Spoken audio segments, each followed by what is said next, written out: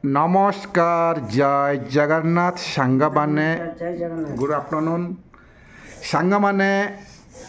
ଆଜି ଆପଣମାନଙ୍କ ମନୋରଞ୍ଜନ ପାଇଁ ଆମେ ରଖିଛୁ ସୁନ୍ଦର ଢଗ ପ୍ରଶ୍ନଟିଏ। ସାଙ୍ଗମାନେ, ଏଥିରେ ଅନେକ କିଛି ଉତ୍ତର ଆସିବ। ଆପଣମାନେ ଭିଡ଼ିଓଟିକୁ ଶେଷ ପର୍ଯ୍ୟନ୍ତ ଦେଖନ୍ତୁ, ମଜା ନିଅନ୍ତୁ। ଭାଇ ଭାଉଜ ଆପଣମାନଙ୍କୁ ଏମିତି କେଉଁ ପ୍ରଶ୍ନଟି ପଚାରିବେ ସାଙ୍ଗମାନେ, ଯେ କି ଏଥିରେ ଅନେକ ଉତ୍ତର ଆସିଥାଏ। ଦେଖାଯାଉ ସାଙ୍ଗମାନେ, ଆପଣମାନେ ସେ ଅନେକ ଉତ୍ତର ଭିତରୁ ଗୋଟିଏ ଖାଲି ଲେଖିଦିଅନ୍ତୁ ସାଙ୍ଗମାନେ।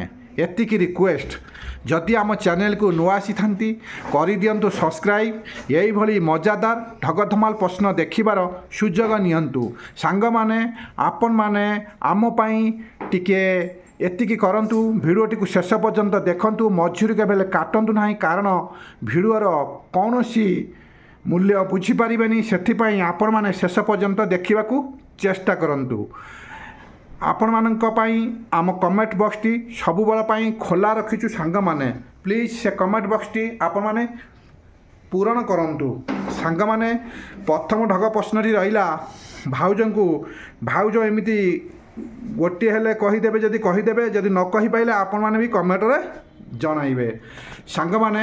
ପ୍ରଶ୍ନଟି ହେଲା ପ୍ରଶ୍ନଟି ହେଲା ବର୍ଷା ହେଲେ କେଉଁ ଜିନିଷ ସବୁଠାରୁ ଖୁସି ହୋଇଥାଏ?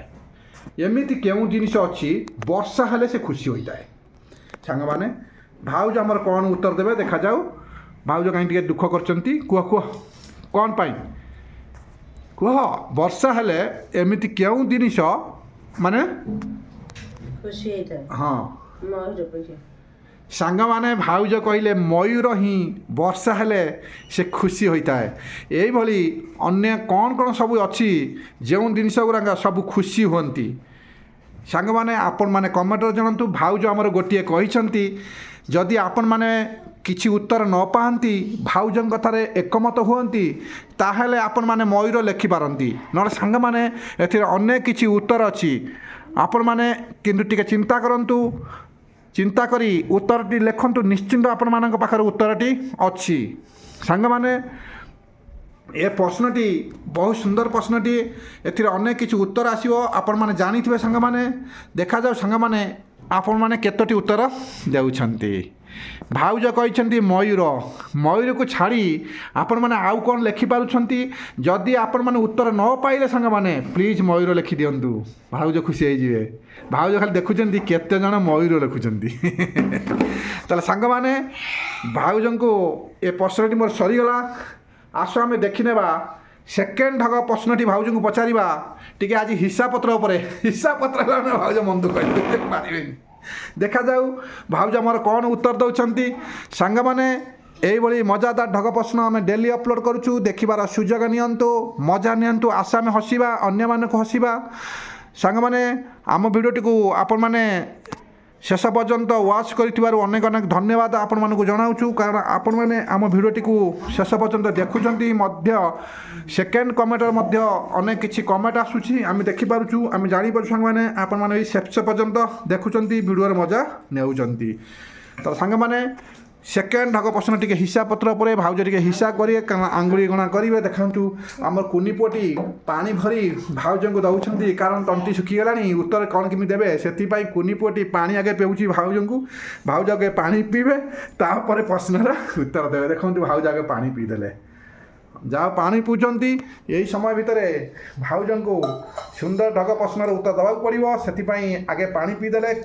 ଦେଖାଯାଉ ସାଙ୍ଗମାନେ, ଆମର କୁନି ପୁଅଟି ପାଣି ପିଇଦେଲେ, ଆପଣମାନେ ଦେଖିପାରୁଥିବେ। ତାପରେ ସାଙ୍ଗମାନେ ସେକେଣ୍ଡ ପ୍ରଶ୍ନଟି ପଚାରିଦେବା। ସେକେଣ୍ଡ ପ୍ରଶ୍ନଟି ହେଲା ଭାଉଜଙ୍କୁ। ଭାଉଜ ନ କହିପାରିଲେ ଆପଣମାନଙ୍କୁ ସାଙ୍ଗମାନେ, ଆପଣମାନେ ଏମିତି ରହିଯିବେନି, ପ୍ଲିଜ୍ କମେଣ୍ଟରେ ଲେଖିଦେବେ ସାଙ୍ଗମାନେ। ସେକେଣ୍ଡ ପ୍ରଶ୍ନଟି ହେଲା 12ଟି ଖାତାର ଦାମ 420 ଟଙ୍କା ହେଲେ 35ଟି ଖାତାର ଦାମ କେତେ ଟଙ୍କା ସାଙ୍ଗମାନେ?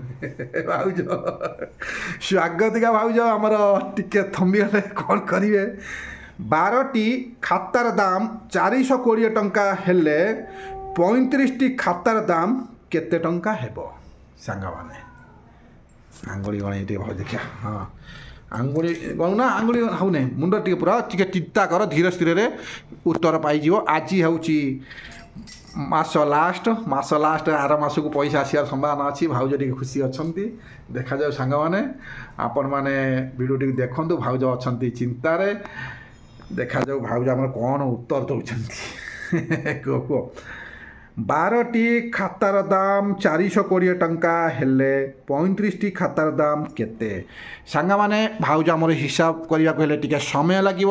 ସେଥିପାଇଁ ଆପଣମାନଙ୍କୁ ରିକ୍ୱେଷ୍ଟ, ଭିଡ଼ିଓଟିକୁ ଶେଷ ପର୍ଯ୍ୟନ୍ତ ଦେଖିଛନ୍ତି ଏବଂ ଉତ୍ତରଟି ଆପଣମାନେ ଖୋଜି ଦିଅନ୍ତୁ, କାରଣ ଆପଣମାନେ ରିଭ୍ୟୁ କରି ଦେଖିପାରିବେ। ଆପଣମାନଙ୍କ ପାଖରେ ସମୟ ମିଳିବ, କିନ୍ତୁ ଭାଉଜଙ୍କ ପାଖକୁ ଏତେ ସମୟ ଦେଇହେବ ନାହିଁ, କାରଣ ଏତେ ଅପସନ୍ ନାହିଁ। ଭାଉଜ କହିଦିଅ। ସାଙ୍ଗମାନେ 1250। ସାଙ୍ଗମାନେ ଭାଉଜ କହୁଛନ୍ତି 1250, ମାନେ ହିସାବ କରି କହିଛନ୍ତି। ସାଙ୍ଗମାନେ ଆପଣମାନେ କମେଣ୍ଟରେ ଜଣାନ୍ତୁ ଭାଉଜ ଆମର ଠିକ୍ କହିଛନ୍ତି କି ନାହିଁ।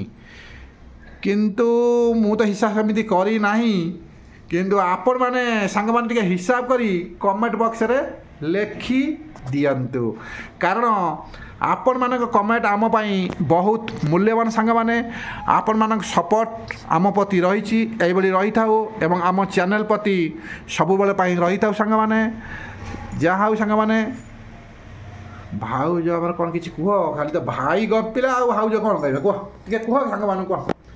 ସାଙ୍ଗମାନେ, ମୋ ପ୍ରଶ୍ନ, ଯେଉଁ ପ୍ରଶ୍ନର ଉତ୍ତରଟି ମୁଁ ଲେଖିଲି, ଏଇଟା ଠିକ୍ ଅଛି କି ନାହିଁ ଆପଣମାନେ ଟିକେ କମେଣ୍ଟରେ ଲେଖିଦିଅନ୍ତୁ। କୁହ।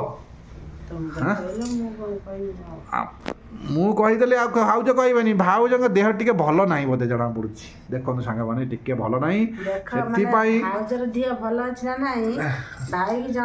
ଦେଖନ୍ତୁ ସାଙ୍ଗମାନେ, ରାଗ ଅଭିମାନ ପ୍ରେମ ଦିଅ ନାହିଁ ଢାଳି, ହସି ହସି।